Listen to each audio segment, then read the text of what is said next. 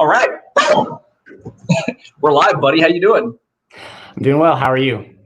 Doing good. Guys, it's Dr. Casey Pride here, and it's Saturday. I don't usually get to do this on Saturdays, but I have a guy who I wanted to talk to really badly. He's actually my brother-in-law. He's a chiropractor. He practices in my hometown of Champaign, Illinois. He's a doctor of chiropractic, also has a Master of Science in Sports Science and Rehabilitation, and runs a pretty big family wellness practice in central Illinois. So, Dr. Cameron, thanks for coming on and talking to me, buddy.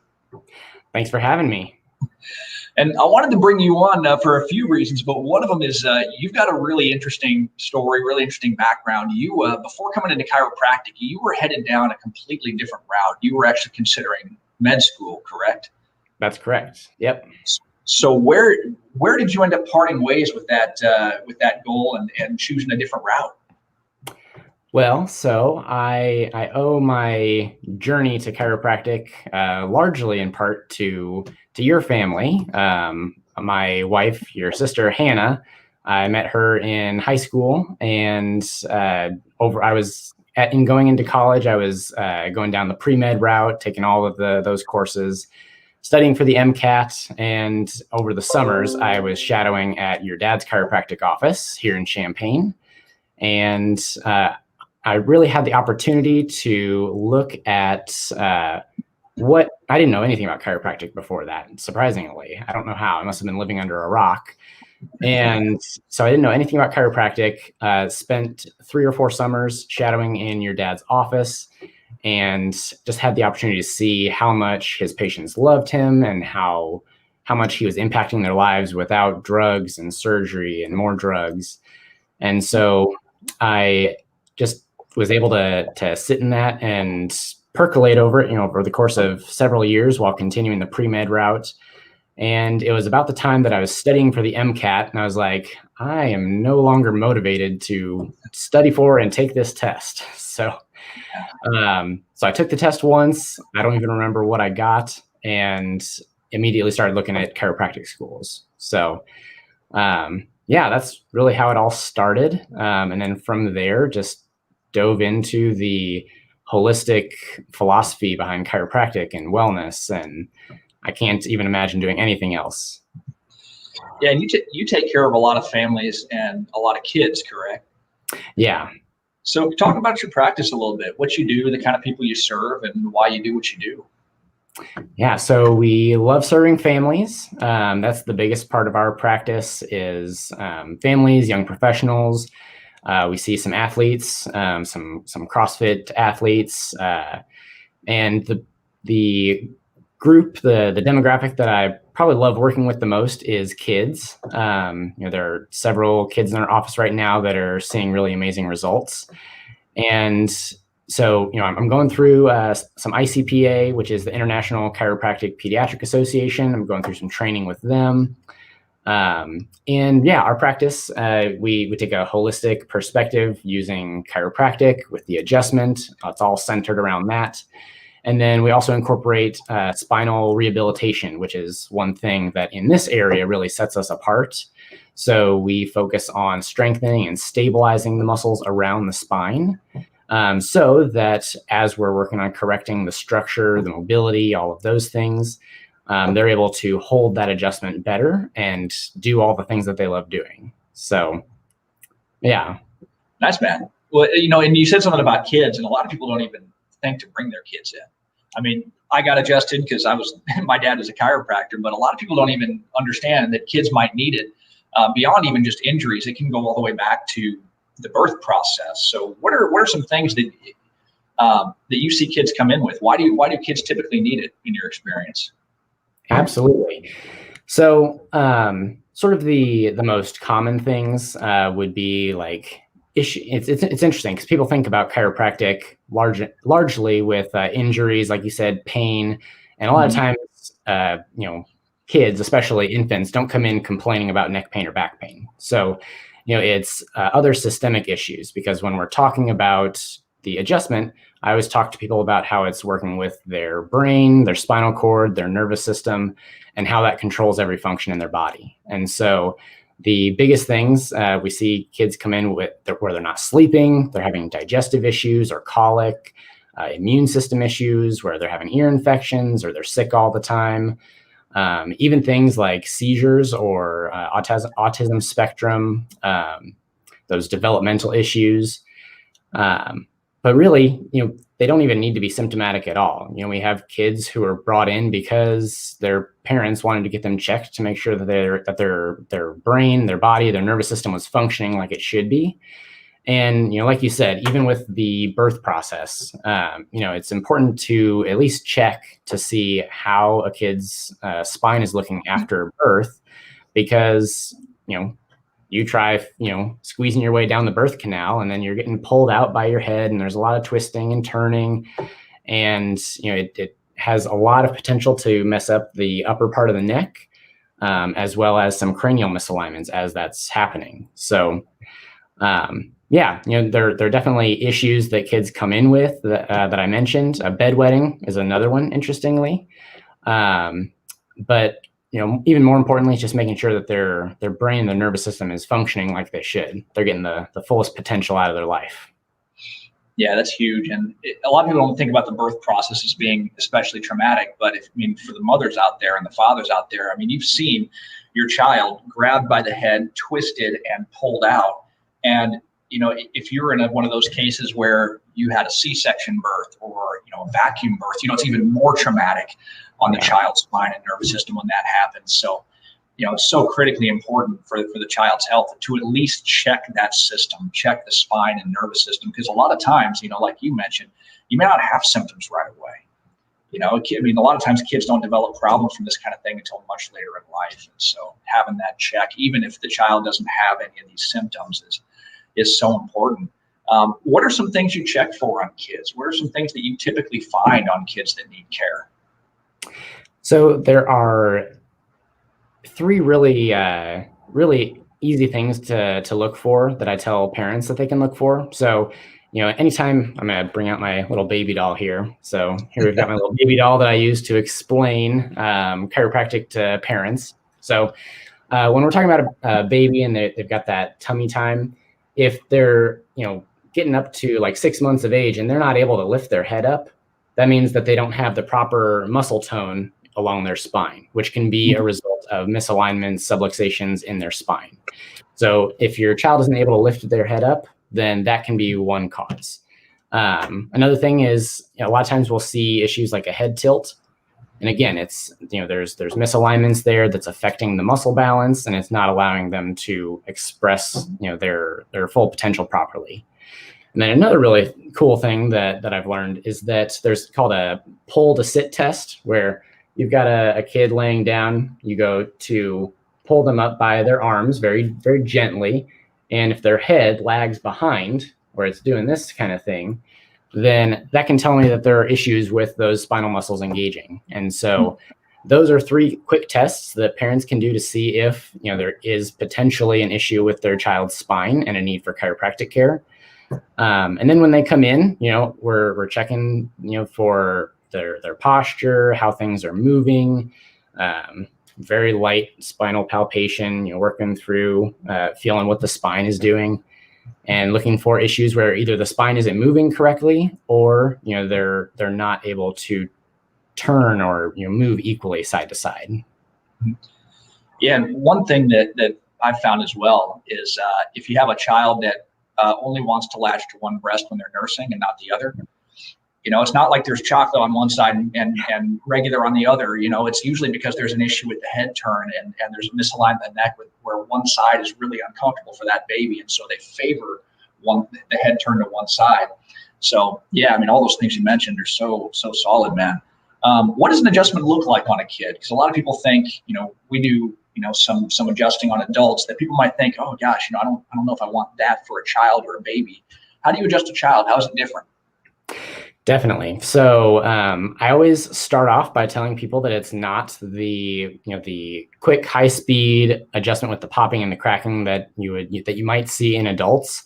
The best comparison I've heard is that the amount of pressure that you use for adjusting a child is about as much pressure as you would use to test the ripeness of a tomato. So it's a very gentle pressure, feeling along the spine for where things aren't moving. And it's literally just, I'm looking up here because this is one of the most important areas to check, especially after the birth process. But just literally finding where, that little bone is, which is mostly cartilage at the time, and just very gentle pressure. You can push and hold. You can do a little like wiggle. And it literally just takes, that light pressure. There's another technique that I use called Logan Basic technique. It's founded by the school that I went to in St. Louis. And that's a really awesome technique because it engages the parasympathetic nervous system. So the rest and digest part of your nervous system. And so with that, it's taking a look from the pelvis and helping to work up the spine to help relax the muscles and make sure we're addressing those misalignments there. And kids just fall asleep while you do it. It's awesome. Yeah. Anytime you adjust a child, especially when you're dealing with the upper neck or the very bottom of the spine and the sacrum, it stimulates that part of the nervous system that calms them right down into that healing state. And that's why, gosh, we see, bowel movements normalize. A lot of the bedwetting will stop when we do that. So really, really cool, man. And what? Well, real quick, I've had a child poop on me while doing a basic adjustment one time. So that just has to do the job, right? But the other thing that I thought of just now as you were saying that is, a lot of times if kids are really ticklish and squirmy, that can be a sign that there's inflammation going on, which can be a result of misalignments in the spine. So a lot of times as I'm palpating, as I'm feeling up and down the spine, there's a little girl that comes in and I find a spot. She goes, "Oh, it tickles." And so literally just finding those little ticklish spots and educating parents that, that's a sign that there's a misalignment there. Because anytime you've got that extra inflammation in there, it makes the tissue more sensitive. And then that causes normal sensation like a touch to feel like it's ticklish. Yeah, that's true with adults too. I mean, any adults who you put, like, especially around their torso, if any time you touch them around their torso, they just, they giggle and they're real ticklish. That's a lot of times that's a sign there's inflammation in their system. They need chiropractic, they need a diet change, something like that. Yeah. Man, I'd love for you to share like just some cool miracle stories. I love wearing this hat when I talk to chiropractors, and just what's a cool story of something you've seen in your office with this type of care? So I've got two really neat stories that I wanted to share. So one, this was one of the first kids that I adjusted in my practice, and it was a 9-month-old girl. She was brought in because she wasn't sleeping, and therefore the parents were not sleeping. And every time they would go to lay her down in her bed, her crib, she would do this, like she was bobbling her head around and just looked really uncomfortable. And then she'd finally fall asleep, and then she'd be up 15 minutes later. And so they brought her in, and I was immediately thinking of this area with the bobbling head, and adjusted her on that first visit, sent her home. She slept almost the entire night just after that first adjustment.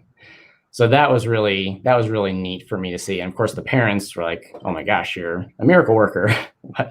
but that was really awesome. The other thing is we've got a little girl coming in right now who is 5 years old. She's on the autism spectrum. She has some developmental delays, and she has seizures pretty well daily.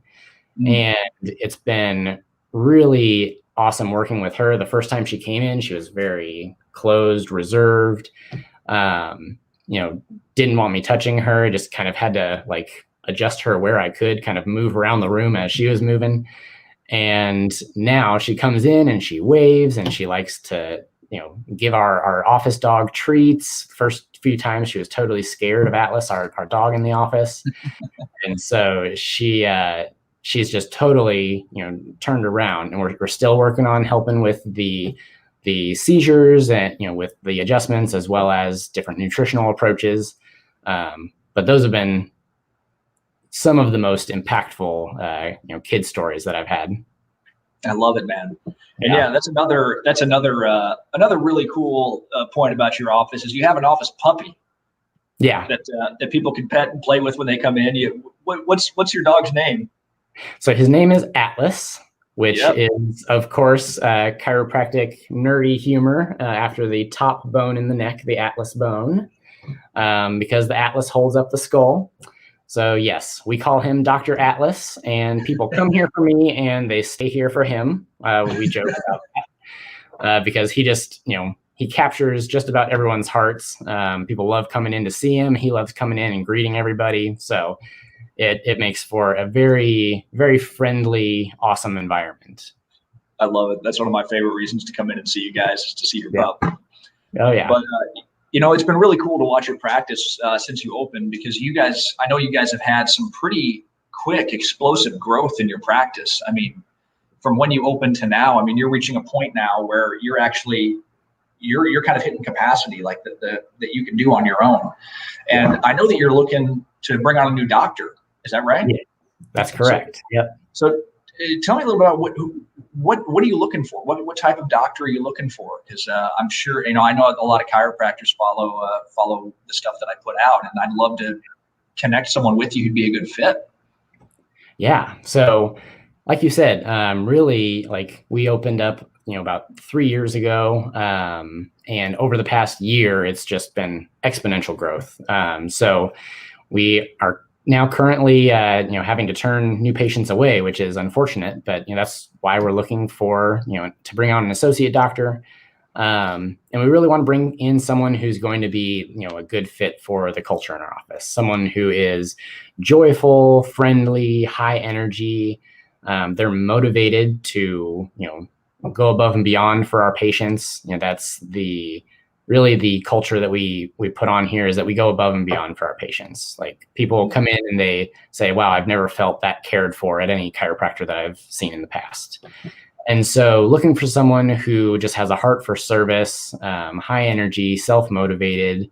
And, eventually we want to be able to possibly even open up multiple offices. And so someone who wants an opportunity to come on as an associate, have room for growing and developing with the office, and possibly being, made an owner or a partner in another office. Very cool, man.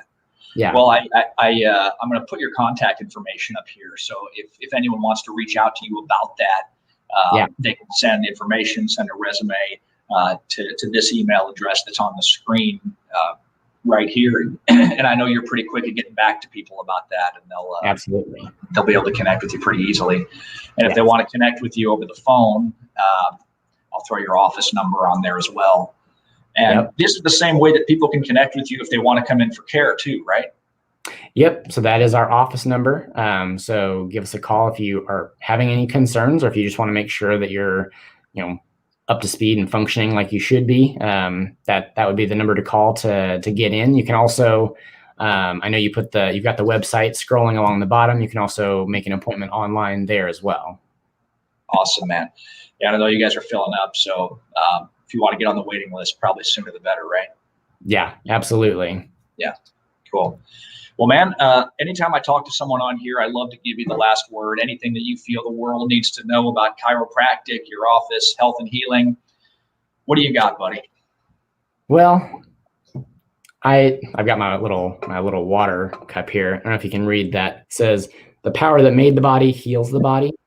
Love it. One of my favorite chiropractic quotes, because really it's not just about what I'm doing. It's about unlocking the innate potential inside, each and every one of us, through the power of chiropractic, and through, reducing the different stressors in our lives. So that's what I really emphasize and focus on, is just letting the innate healing potential that's inside our bodies come out and do the healing. I love it, man. Yeah. Well, Dr. Cam, I appreciate you coming on, man, and I know you'll get some good docs coming your way, and they'll be lucky to have an opportunity in your office. Really, really cool opportunity for them. So thanks for doing this, and guys, if you're watching and you find this valuable, I encourage you to share it. If you know a doc or a recent graduate student who would be a good fit for Dr. Cameron's office, I'd encourage you, send this to them, get this info to them, because this is a really good opportunity, a great practice to be a part of. So, Cam, thank you, sir. Thank you. And I appreciate you. You bet, brother. And we'll see you guys next Friday.